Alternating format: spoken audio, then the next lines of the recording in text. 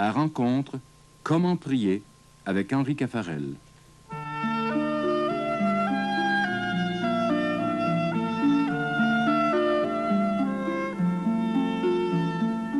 Pendant plus de 20 ans, Henri Caffarel a aidé des milliers de couples disséminés à travers le monde à vivre chrétiennement leur mariage. Il a développé à partir de là une réflexion spirituelle dont témoignent de nombreux ouvrages.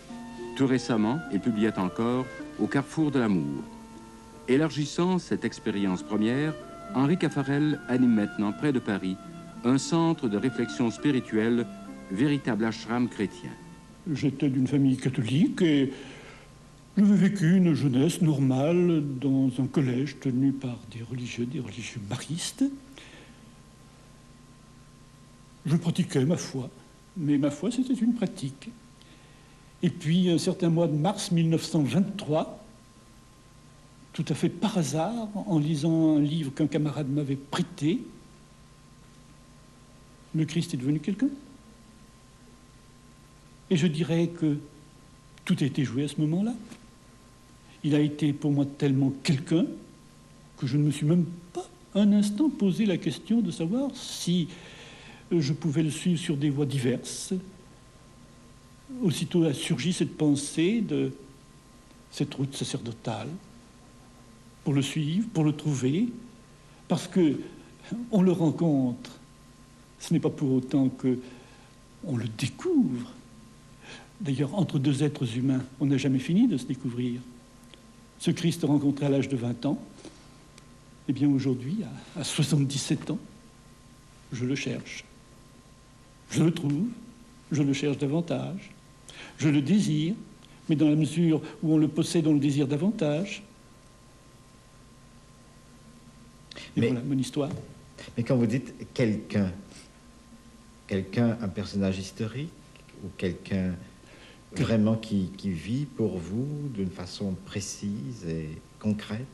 Quelqu'un d'actuellement vivant, le grand vivant, et une personne à qui l'on dit « tu ». Entre moi et lui, c'est la relation « je tue ».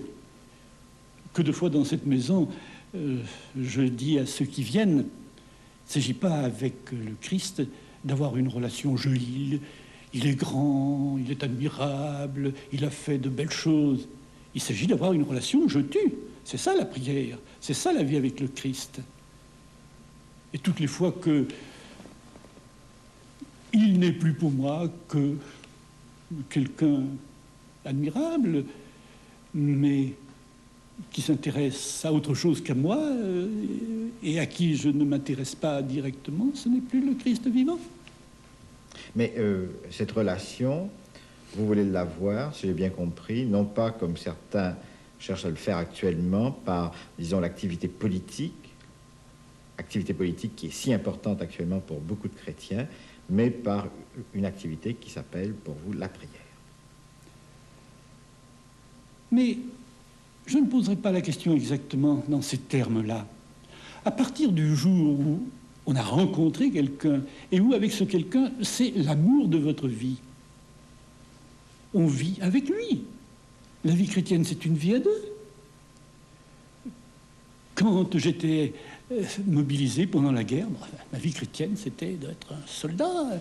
Et quand je fais du sport, ma vie chrétienne, c'est de faire du sport. Quand je rencontre les ménages, ma vie chrétienne, c'est de dialoguer avec eux. Et puis quand c'est l'heure de la prière, ma vie chrétienne, c'est de prier. Mais toute la vie est une vie à deux. Et la prière, c'est simplement le temps fort de cette vie à deux.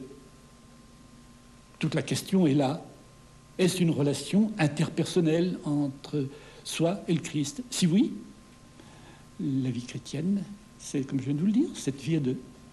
Pourquoi avoir fondé une maison de prière? Eh bien, parce que, après m'être occupé pendant des années de ce ministère auquel je faisais allusion auprès des foyers, je me suis dit qu'ayant atteint l'âge de 70 ans, il fallait que je passe la main à d'autres, à la tête de ces équipes Notre-Dame, et qui étaient devenues très importantes, 40 000 membres. Et il s'est trouvé qu'à ce moment-là, on est venu m'offrir la maison de Troussure. La maison de Troussure était autrefois animée par le père Doncoeur, un grand jésuite, qui d'ailleurs était allé au Canada, qui avait fait prêcher un célèbre carême.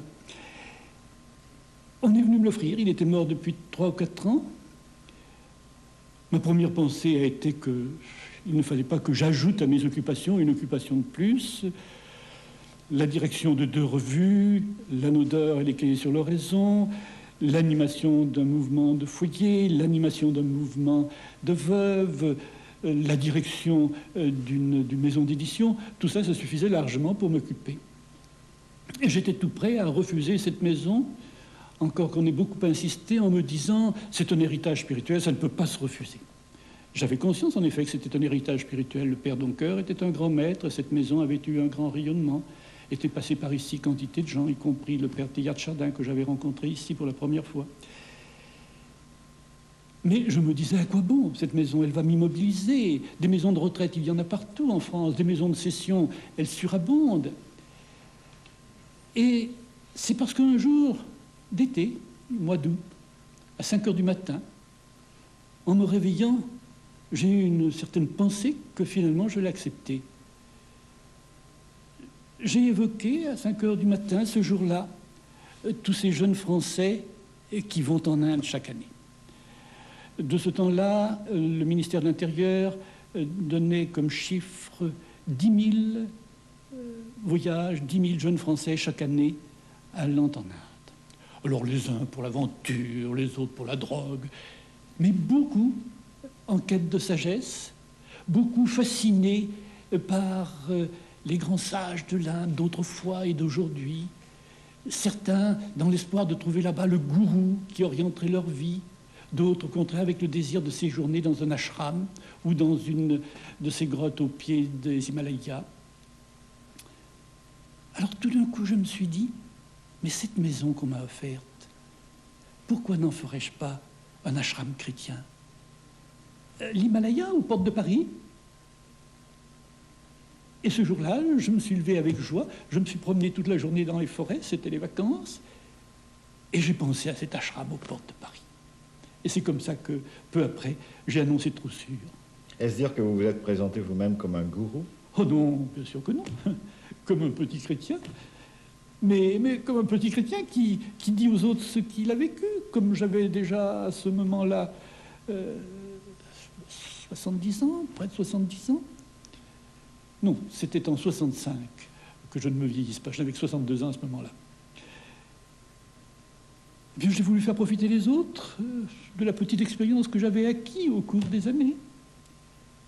Et j'ai ouvert cette maison sans savoir qui viendrait, en me promettant bien de me situer dans la grande tradition chrétienne, dans la tradition de tous ces grands maîtres à prier que sont les Benoît, les Bernard, les Ignace, les Dominique, les Thérèse d'Avila, les Thérèse d'Enfant Jésus, les Pères de Foucault. Mais tout de même, avec quelque chose d'autre. J'avais beaucoup étudié l'hindouisme, le bouddhisme. Et en étudiant ces religions asiatiques, pour lesquelles j'ai beaucoup d'admiration, je m'étais aperçu que finalement, notre christianisme occidental était devenu terriblement rationaliste, volontariste, et que depuis le XVIIe siècle en France, surtout, on boudait les mystiques, alors que précisément dans tout cet Orient, on aspire à l'expérience de Dieu, à l'expérience spirituelle. Alors j'ai réfléchi sur la façon dont on pourrait aider ceux qui viennent ici à faire vraiment l'expérience de Dieu. Et j'ai commencé ce qu'on appelle des semaines de prière. On est là pendant 6 jours. Des hommes, des femmes, des jeunes, des vieux, de 16 ans à 90 ans, des cardinaux, des petits lycéens, des religieuses. Dans quelques jours, après-demain soir, nous allons être 50 ici. Et tout cet été, il va passer des gens de probablement 30 ou 40 pays. Et ils passeront ici 6 jours avec ce grand espoir de rencontrer Dieu, car il est chevillé au cœur de nos contemporains. Ils en crèvent de ne pas rencontrer Dieu, comme mon grand ami Clavel, quand je l'ai vu débarquer chez moi. Mais vraiment, il en mourait de ce Dieu auquel il ne se référait plus. Et il a fallu que je lui jette une bouée pour que aussitôt il se raccroche à cette bouée et qu'il devienne ce témoin de la foi qu'il a été. Vous avez dit tout à l'heure, n'est-ce pas, que beaucoup de jeunes vont en Inde pour y trouver la sagesse, n'est-ce pas, en quête d'une sagesse. Faites-vous une différence justement entre cette recherche d'une sagesse et la quête de Dieu? C'est une question à laquelle il est très difficile de répondre en quelques instants. Que rencontrent-ils, ces grands sages de l'Orient? Ceux qu'on appelle éventuellement des mystiques, parce qu'on parle quelquefois d'une mystique orientale et d'une mystique occidentale. On parle par exemple, n'est-ce pas, c'était très à la mode il y a quelques années, et ça l'est encore, n'est-ce pas, de cette recherche de la paix intérieure, n'est-ce pas? Est-ce que ce que vous appelez prière équivaut à cette paix intérieure? J'ai horreur d'une expression comme celle-là, parce que je crois que si on cherche quelque chose, on ne trouve rien. Et je crois qu'on trouve quelque chose que le jour où on se donne. Si je cherche Jésus-Christ pour moi, je ne trouverai rien. Mais Jésus-Christ l'a dit, qui perd son âme, la trouve. Si au contraire, vraiment, avec Jésus-Christ, j'ai une relation d'amour, extatique, de don de soi, de sortie de moi-même, alors je trouve Jésus-Christ et tout avec Jésus-Christ. Et je répète sans cesse à ceux qui viennent ici, vous perdez tout si vous cherchez quelque chose, même Dieu. Parce que c'est de la gloutonnerie, parce que c'est ce fameux désir dont le Bouddha nous disait qu'il fallait nous guérir. Seulement ce que le Bouddha ne dit pas et ce que je dis en tant que chrétien, c'est vrai, il faut aborder Dieu d'une certaine manière sans désir, même sans désir de lui. Il faut aborder Dieu parce qu'on l'aime, et quand on aime un être, on ne commence pas par le désirer, on commence par se donner. C'est donc dire qu'il y a un saut, un risque qu'il faut prendre, n'est-ce pas? Enfin, il faut se jeter à l'eau. Mais Parce que finalement, n'est-ce pas, si on ne le connaît pas, Dieu, si ce n'est pas révélé à nous, comment peut-on entreprendre cette démarche? il y a 1000 cas particuliers. C'est impossible. Regardez l'histoire des saints. Dieu a surgi dans leur vie au moment où ils s'y attendaient le moins. Regardez Saint Paul sur le chemin de Damas. Alors vous dites que c'est lui qui prend l'initiative, finalement. Il prend l'initiative et notre concours est également très important. Si je suis bloc de granit, la lumière ne pénétrera pas le bloc. Si je suis bloc de cristal, la lumière pénètre le bloc. Il est certain que, normalement, les dispositions comptent beaucoup. Et c'est pourquoi, par exemple, vous-même, vous insistez, vous en parliez tout à l'heure, d'ailleurs vous en avez fait mention, vous insistez beaucoup sur des choses comme l'équilibre de vie, la relaxation, l'importance du cœur.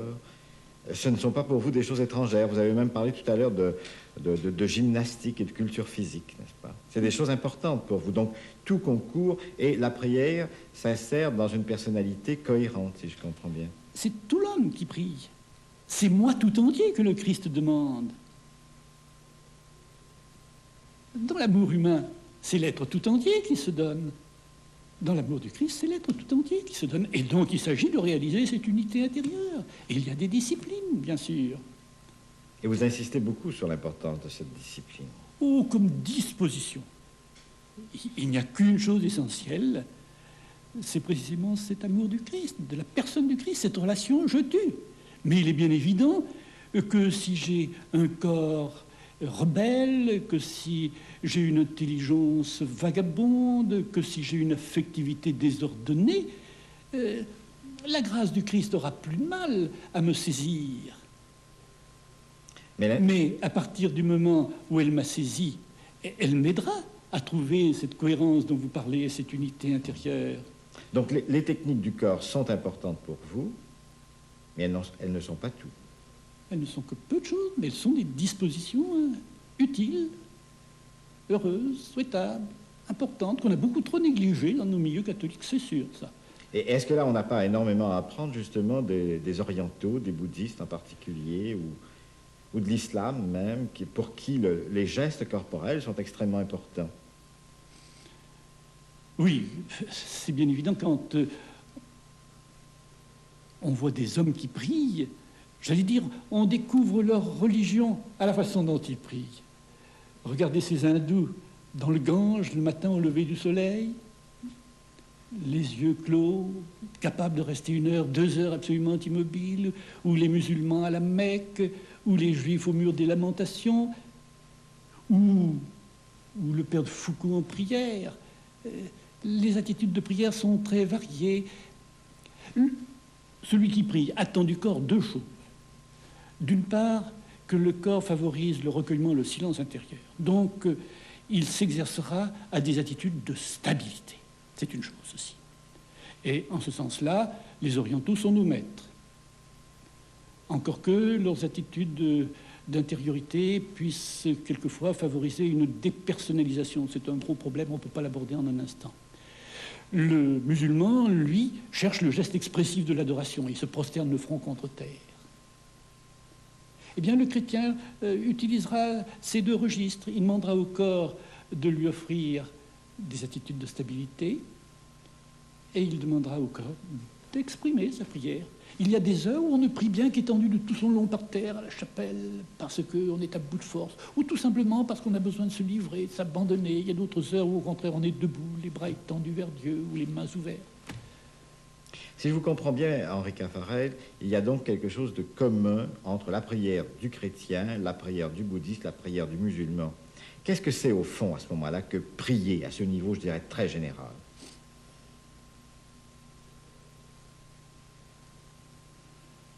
Il faudra d'abord distinguer entre les religions monothéistes, qui croient en un Dieu personnel, et puis celles qui ne le sont pas. Donc il n'est pas possible de vous donner une réponse. Dans les religions monothéistes, la prière, c'est une relation à Dieu. C'est une reconnaissance de Dieu, mais la relation est très différente entre le musulman et le chrétien, mais même chez les musulmans entre eux. Le bouddhiste croit que Dieu l'aime. Le soufi croit que Dieu l'aime. Le musulman orthodoxe croit qu'il doit aimer Dieu, mais qu'il n'est pas question que Dieu l'aime. Alors, impossible de donner une définition. Mais pourtant, dans tous les cas, on parle de prière. Non, pas nécessairement. Non. En Inde, ils ne parlent pas de prière, ils parlent de méditation. Et la méditation, ce n'est pas du tout ce que nous appelons méditation. Ce n'est pas une réflexion. C'est au contraire la recherche du vide intérieur pour essayer, suivant les courants religieux, encore, il y en a beaucoup, que l'on aille du côté de la bhakti, il y a un certain dialogue avec une certaine divinité, mais que l'on aille davantage dans la direction du Vedanta, c'est au contraire la dissolution de soi, la résorption de soi dans ce Dieu qui est en nous et qui est partout présent. Moi, je n'existe pas. Deviens ce que tu es, disent-ils. C'est-à-dire, laisse-toi couler au fond de toi-même jusqu'à ce que tu rencontres cette grande nappe qui sous-tend tous les êtres, l'âme du monde, et perds-toi dans l'âme du monde. Alors, vous voyez, parler de la prière, c'est difficile, car ce n'est pas la même définition qui convient pour parler de ces différentes formes de prière. Et qu'est-ce que c'est que la prière chrétienne?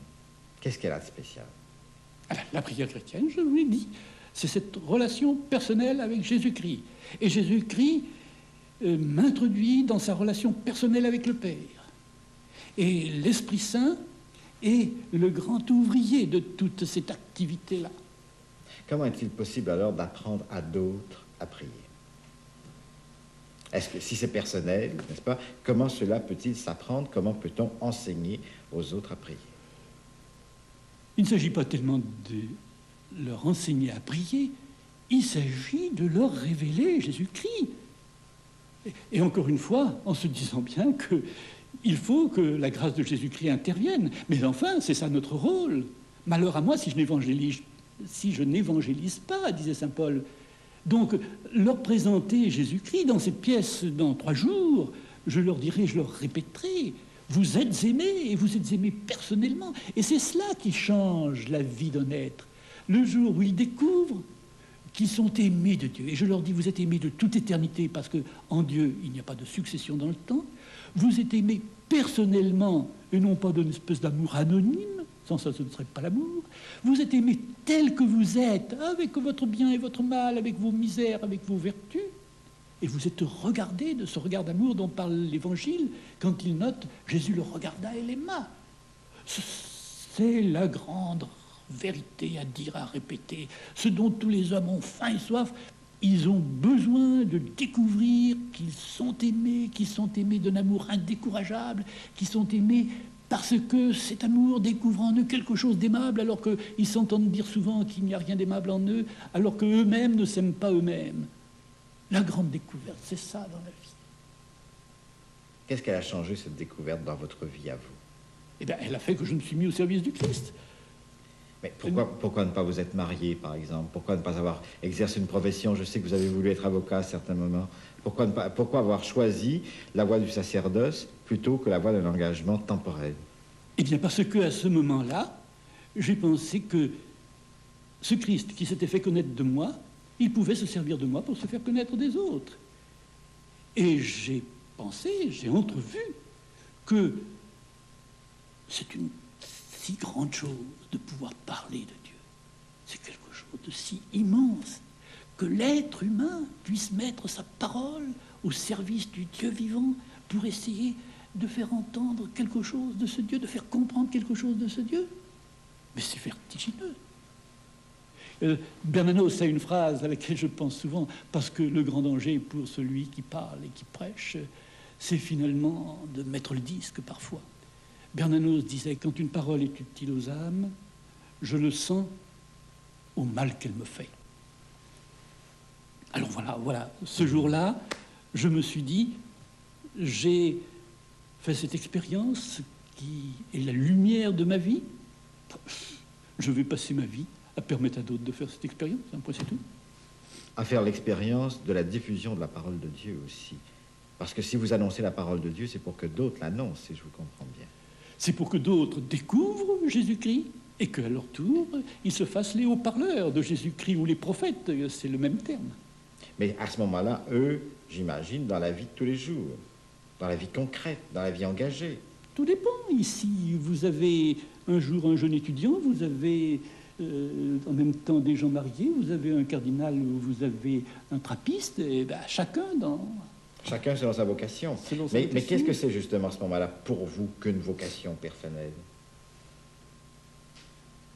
C'est ce que j'ai compris le jour du mois de mars 1923 dont je vous parlais tout à l'heure. C'est Jésus-Christ me faisant comprendre, j'ai besoin de toi là et pour cela. Qu'est-ce que vous pouvez ajouter à ce Jésus-Christ qui est intervenu dans votre vie, qui vous a fait mal et qui continue à vous faire mal, si je comprends bien?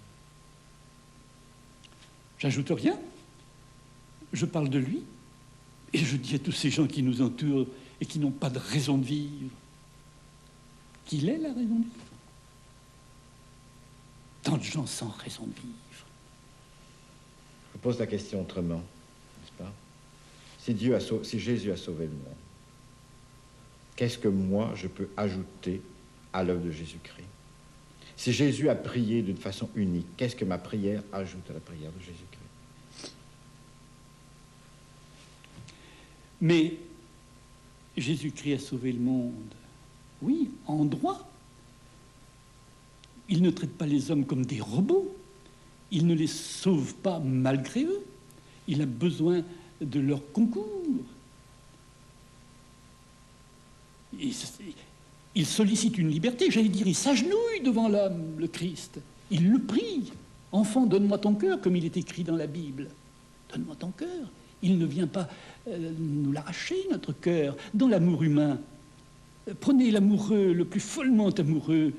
Si la jeune femme en question ne veut pas répondre à son amour, ce n'est ni l'argent ni la violence qui conquérera le cœur de l'autre. Il faut la séduire, cette femme. Mais en quoi, si Dieu est Dieu, en quoi a-t-il besoin de me séduire? Mais parce que il veut que je sois grand. Or, la grandeur de l'être humain, c'est l'amour. Regardez le Christ et Saint Paul. Pourquoi a-t-il séduit Saint Paul? D'abord, parce qu'il avait besoin d'un collaborateur. Et puis ensuite, parce qu'il voulait resplendir en Saint Paul. C'est pourquoi j'aime tellement les saints. Les saints, mais c'est le Christ aux 1000 visages. Il y a un visage du Christ qui nous est révélé par chaque saint. Jésus-Christ, pour moi, ce n'est pas seulement l'homme Jésus, mais c'est ce que je découvre de lui à travers saint Ignace, ou saint François d'Assise, ou le Père de Foucault, ou Thérèse de l'Enfant Jésus, ou Marie de l'Incarnation qui est allée au Canada. Chaque saint est un visage de Jésus-Christ. Et ce qu'il nous demande, c'est de représenter un aspect de son visage. Et chaque homme est pour vous appelé à la sainteté. Le grain de blé est appelé à devenir un épi. Mais que signifie alors pour vous l'engagement temporel? Il y a des êtres dont c'est la vocation. La vocation de travailler à ces tâches-là. Encore une fois, le Christ a besoin de disciples dans des domaines très variés. Ce sera l'homme politique. Vous avez peut-être lu ce petit texte de Jean Daniel, le directeur du Nouvel Observateur, disant de Clavel, qui au début les irritait tous parce que au milieu d'une réunion de conseil d'administration, d'une séance de rédaction, il disait « c'est l'heure d'aller à la messe, je m'excuse ». Et il méritait des colibés. Et puis un beau jour, comme le dit Jean Daniel, on s'y est fait et on a découvert qu'il vivait en présence de quelqu'un, qu'il était toujours accompagné. Et ben, on avait besoin que Maurice Clavel, à la rédaction du Nouvel Observateur, porte témoignage de ce Christ qu'il avait conquis et qui rayonnait à travers sa personnalité fougueuse. Je ne dis pas que c'était le modèle, le décalque du Jésus-Christ de Palestine, mais chacun de nous est une image du Christ, et avec ses richesses et avec ses défauts. Henri Caffarel, je vous remercie. Henri Caffarel a publié de nombreux ouvrages d'initiation à la vie spirituelle, dont 5 soirées sur la prière intérieure. Il dirige également un périodique, Les Cahiers sur l'oraison.